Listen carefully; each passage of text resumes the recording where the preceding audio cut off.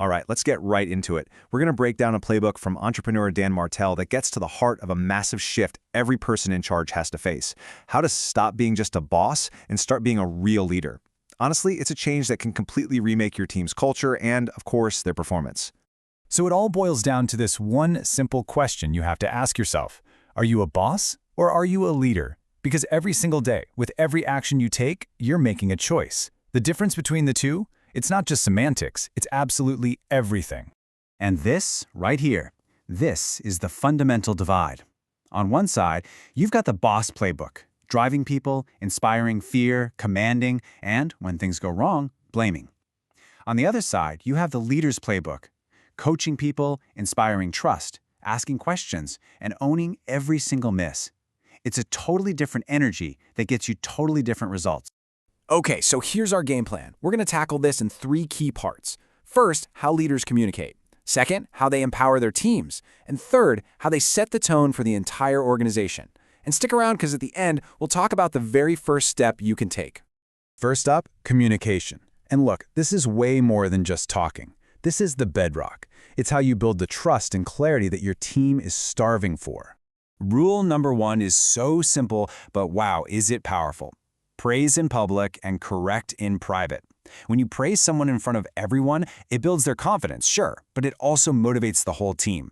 But when you need to give some tough feedback, you do that in private. It preserves that person's dignity and opens the door for a real, honest conversation instead of a public takedown. And here is a perfect if kinda gross metaphor for what not to do.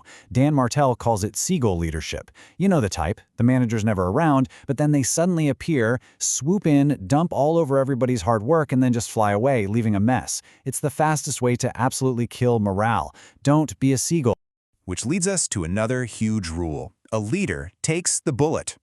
When something goes wrong, a boss points the finger. They messed up. It's your fault. But a leader steps up and says, it's my fault, even if they weren't the one who pushed the wrong button. That simple shift from they to we, or even better, to me, that's how you build unbreakable trust. You have to get this. Your words are everything. Language is literally the infrastructure of your leadership. The phrases and stories you repeat, they become the team's internal monologue. Your team will echo what you repeat. So if you constantly say things like default to trust or outcomes over effort, guess what? That becomes the culture. You are programming your team with your words. And a final key on communication. Ask questions, don't just give answers. You see, when you give someone the answer, their brain just kind of shuts off. Thinking is over. But when you ask a question like, what do you think we should do? Or what are the options here? You spark their own thinking. You start creating problem solvers, not just order takers. All right, next up, let's talk about empowerment. Because great communication is the foundation, but real leaders go a step further. They build systems that let people truly own their work and succeed all on their own. This is a huge trap that so many bosses fall into. They think telling someone what to do is the same as training them. It's not even close. Telling creates dependency. They'll just keep coming back to you. But training transforms them. It creates a skill they can use over and over, which builds real autonomy. And remember this. If you haven't trained them, you can't blame them. And if you're thinking, okay, but how do I find the time to train? Here's a ridiculously simple method. It's called the camcorder method. You just hit record on your screen while you do a task, and you talk out loud explaining what you're doing and why. Then you can use AI to instantly turn that recording into a step-by-step guide. It's a super fast way to build a whole library of training materials. Now, this one is a real game changer. Stop delegating tasks and start delegating outcomes. See, when you just give someone a task, they're like a renter. They'll do the bare minimum, but they don't really care. But when you give them an outcome to achieve, they become an owner. You define the what and the why, but you give them the freedom to figure out the how. So how do you actually do that without it all falling apart? You need something called a definition of done. Think of it like a photograph of the finished puzzle. It's a crystal clear, shared understanding of what success looks like. That way, your team member has a finish line. They can look at their work and ask, did this solve the problem we set out to solve? If the answer is yes, then it's done. Of course, all of this hinges on one core mindset. You have to default to trust. You give your people the keys from day one. You know why? Because trust is speed. It just makes everything faster.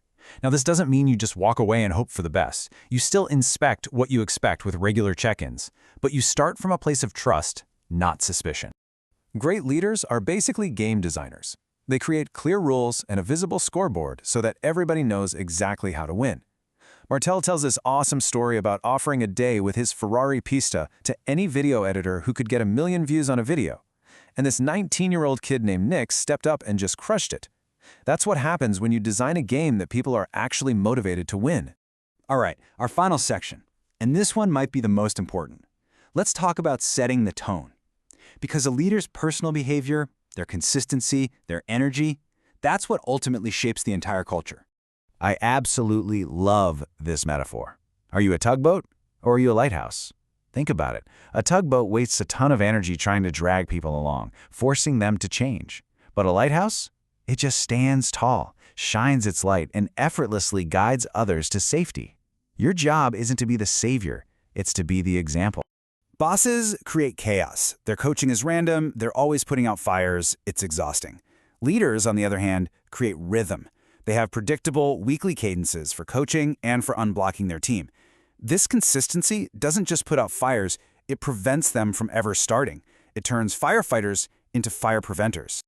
So, I gotta ask you, and be honest with yourself. Are you running your business on gut feelings? 'Cause that's what bosses do. They rely on their gut. Leaders, they rely on data. Leaders install what you can think of as sensors to get real-time feedback. These are things like daily financial reports, scorecards that show you the trends over time, customer surveys, or dashboards with your key metrics. These aren't just numbers on a spreadsheet. They're your early warning system. They let you spot problems way before they blow up. And finally, this one is so crucial. Your personal energy is like a radio frequency, and it broadcasts to your entire team. If you show up stressed, chaotic, or negative, that's the frequency everyone else tunes into. Your team adopts your nervous system. So, if you can regulate yourself, you will regulate the entire room. It really truly starts with you. So look, after hearing all this, the question isn't, how do I master all 12 rules by tomorrow? That's impossible. The real question is this.